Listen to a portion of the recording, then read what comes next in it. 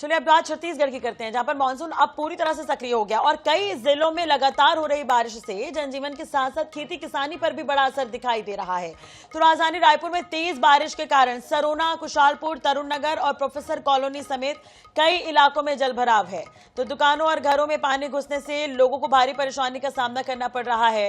जाम जो है वो नालियों में देखने को मिल रहा है। नगर निगम की तैयारियों की पोल खोलने वाली तस्वीरें भी सामने आई और ये आप देख रहे हैं। आपको बता दें कि बालोद और बलौदाबाजार जिले में भी झमाझम बारिश हो रही है। तो खेतों में पर्याप्त पानी भरने से धान की रोपाई का काम तेज होने की उम्मीद है, लेकिन शहरी इलाकों में जलभराव की समस्या और बढ़ सकती है। नहीं पता नहीं, वापस फिर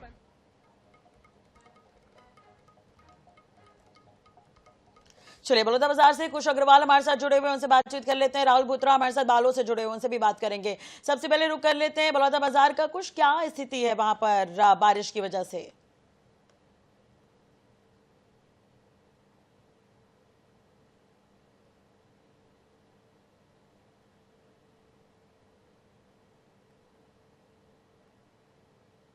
चलिए, शायद मेरी आवाज नहीं पहुंच रही है। हमारे साथ राहुल भी जुड़े हुए हैं, उनसे बातचीत कर लेते हैं। राहुल, किस तरह के हालात देखने को मिल रहे हैं शहर में बारिश की वजह से?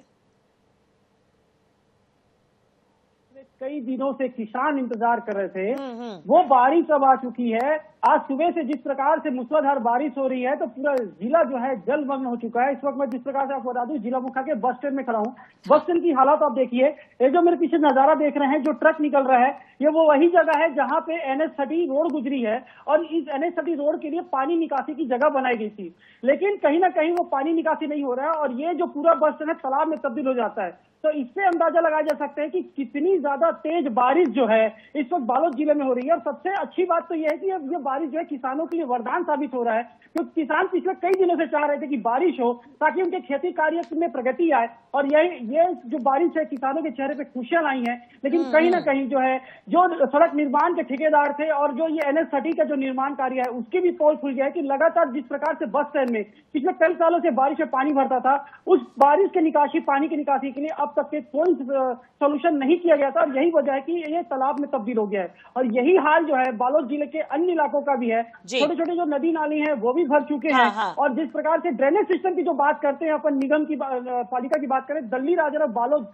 जो दो बड़े पालिका आते हैं, इनमें भी जो है कहीं ना कहीं जो है नगर पालिका की पोल खुलते नजर आ रही है। नालियां जाम हो चुकी है और इस बारिश ने कहीं ना कहीं किसानों को तो राहत दी है, लेकिन आम जनता इससे जो है प्रभावित हुआ है। बिल्कुल। और राहुल देखिए, हर साल यही तस्वीरें होती हैं, कुछ नया नहीं है, लेकिन प्रशासन सुधरने का नाम नहीं लेता। आखिर क्यों? ये बड़ा सवाल है। बारिश के पहले तैयारियां करनी चाहिए, लेकिन हर बार इस तरह की तस्वीरें दिखाने पर हम मजबूर होते हैं।